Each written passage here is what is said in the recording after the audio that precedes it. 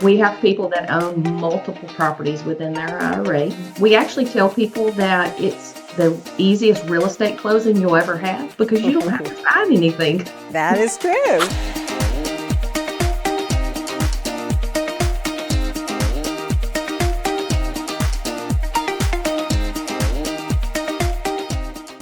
I'm Vikki Grodner, and welcome to the College Real Estate Coach. We find that people, when they're buying real estate in a college town, often use a lot of different mechanisms to do that. And we have seen several folks, including a set of parents recently, who have bought a house using an IRA. And so we thought it would be helpful to speak with an expert in that area and have asked Christina Babineau with IRA Innovations to join us today. So first of all, Christina, welcome.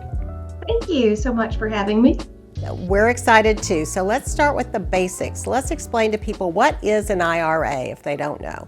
So an IRA is an individual retirement account. It's a tax-advantaged retirement account designed to help individuals save and invest for retirement. Traditional IRAs offer tax-deferred growth, while Roth IRAs allow for tax-free growth if certain rules are met. Okay, great. Are there any other types of retirement accounts, or is that pretty much what people are going to be seeing when they put their money away for retirement? Typically, we see most Roth and traditionals. However, we also have SEPs, which are self-employed plans. We have solo 401ks as well, and those are for our self-employed planned individuals. And then you can self-direct a 401k, however, the plan has to allow for it. I see.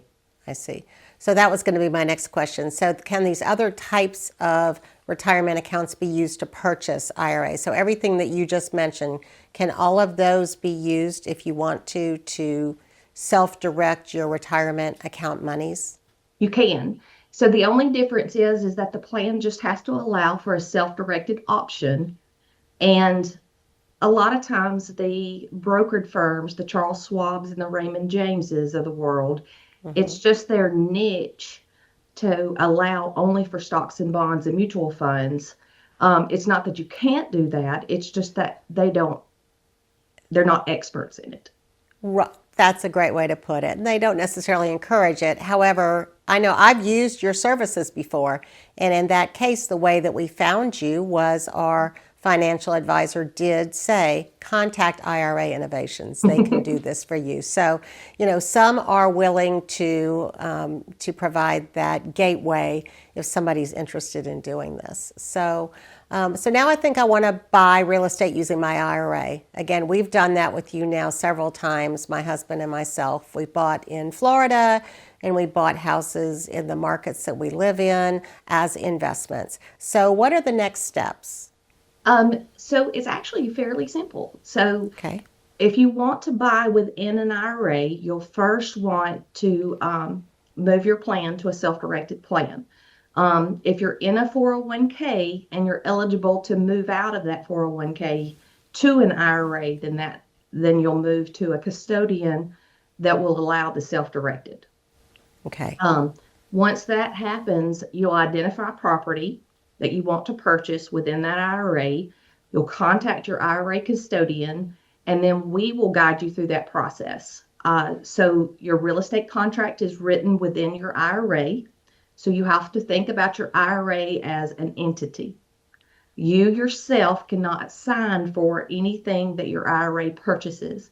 And so IRA Innovations will actually do all the signing and the full closing for your real estate purchase. Gotcha. Yeah, it's a mouthful, isn't it? It is. IRA Innovations for the benefit of that person's IRA or something to that effect, right? So that's who's actually buying it. So, gotcha. Correct. So you're buying it you just kind of have to think about it from an LLC perspective or an entity perspective, that you're kind of buying within that entity instead of you as the individual. So the process is kind of different. We actually tell people that the easiest real estate closing you'll ever have because you don't have to sign anything. That is true. That is true. So how long does it take? I found the property now and I say, okay, I think I want to do this using my IRA and using a custodian. That's the proper term, I guess, right? So, Yes, ma'am. how long does it take then to The do? process typically takes about 30 days. So Okay. it's no different than you doing your own individual real estate closing, because we'll work with the title company or the attorneys to prepare your paperwork, and we work with the real estate agents as well to make sure that everything's in place. Okay. Talk to me about working with people either who live out of state or who want to buy real estate out of state. So can you help those folks as well? Are you Yes. only focused here in Alabama? No, ma'am. We service actually 47 states out of the Okay. 50. Oh, wow. And that's only because we just don't have individuals in the other three. Okay. We can do everything electronically. We don't see many of our clients, so we can do everything via phone, electronically, or we can work directly with your attorney. Okay, great. Are there any restrictions around buying real estate using my IRA? Yes, ma'am. So you have to stay within the rules. And those are, you can't stay in the property. So we get Mm-hmm. this question a lot. Can I buy the vacation home at the beach and then go stay in it 2 weeks out of the year? So Mm-hmm. that's not an option. However, your brother or sister could. So the rules are kind of simple. You cannot do business with anyone that is straight up or straight down your family tree. So your mom, your dad, um, your children, and your grandparents, you cannot do business with. However, everybody else is okay. So anyone to the left or the right of your family tree, your brother or sister are. So the IRS specifically states there is no self-dealing.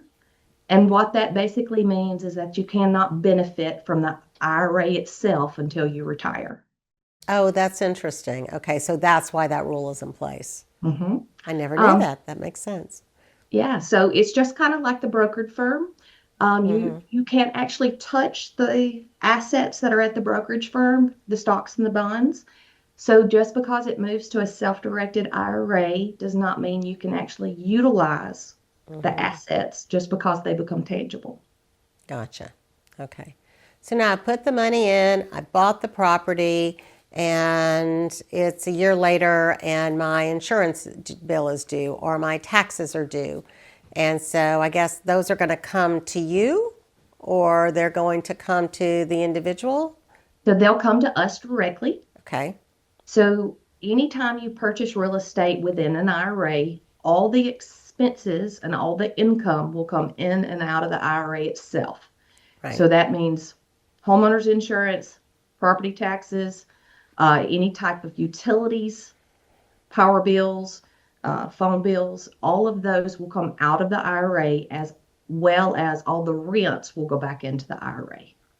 Okay. So say I bought a $200,000 property and I put, I don't know, $210,000 or $215,000 in to cover any closing costs or whatever. And by the way, I mean, it's going to be similar to a cash deal, right? So the closing costs are going to be less because you're not going to have, again, the prepaids and things like that. Those are going to be paid as if it was a cash deal. But now a year later, my balance is getting low or I don't have the money in there. How do I get more money into that account? I started to say refund, but I don't mean refund in that way. How do I put money into the account to then cover those expenses that have now come up 12 months later? So it's very important that you allocate expenses within the IRA appropriately. You plan ahead, Mm-hmm. um, because there's only a few ways to get additional funds in. Either you can transfer from an IRA at another firm, Okay. another brokered account. You can transfer money as many times as you want from those accounts if you have those funds. You Mm-hmm. can make contributions up to your maximum amounts. And this year it's $7,000 for an individual under 50. Oh, Um, interesting. and so you can make a contribution to the account Okay. annually as long as you have earned income. Mm-hmm. Sometimes we have unconventional funding, which would be you can take on debt within your IRA Oh, if you need to. interesting. Huh. And so you can actually take out a mortgage on the property. It just has to be a non-recourse mortgage, which means that you, the individual, will not be the guarantor. They can only use the property as collateral. Fascinating. That's really interesting. Okay, and say I've now bought one property, I'm really happy with it, it's producing great income, and I now want to move on and buy another property. Can I do that using my IRA? Can I own more than one property using Yes, ma'am. IRA monies? Okay. We have people that own multiple properties within their IRA. Again, it's all about planning, making sure that you have enough income to fund the properties that you have within your account. Okay, gotcha. And then now I want to sell it 5 years later, 10 years later, whatever. And so that actually is you're the entity that's selling it, and then that money goes back into my original IRA or wherever I want it to then land in terms of a retirement account. Is that right? Yes, ma'am. And the great part is there's no capital gains within an IRA. Oh, really? Okay. Very So all your nice. taxes are deferred, are tax-free, depending on the type of account that you have. And so when you sell property as an individual, you're subject to capital gains tax, or you're Interesting. subject to the 1031 exchange because you have to reinvest the money. Right. But within an IRA, none of those rules apply. That's really interesting. Okay. So what haven't I thought to ask you? What other tricks or tips should people know if they want to use an IRA to purchase real estate? Just to do their homework. We ask people to do lots of research to make sure that they know exactly how to fund the account and how to get money in. That's our biggest probably conflict, I say, because a lot of times people will use every dollar they have and not have anything left for an air conditioning unit that might rise or come up or those types of things. So planning is the most important part of purchasing real estate. Right. Okay. Very good. That's really good advice. I think it's good advice for most people buying real estate, period, full stop. But yeah, that's really helpful. We will give people your contact information at the end of this, this episode. But I guess they can also visit IRAinnovations.com if they want general questions answered. Yes, ma'am. Okay. We're happy to help at any given point in time. They don't necessarily have to be a client of ours. If they just need to call and talk through the process or any type of plan that they may have, just to make sure that it qualifies, we're happy to do that as well. Wonderful. Well, Christina, thank you so much for your time and for joining us. Thank you. I so appreciate you very much. Thank you. And it was very valuable information. So Wonderful. Thank you. Have a wonderful day. Thank you. Thank you. I'm Vikki Grodner, the College Real Estate Coach.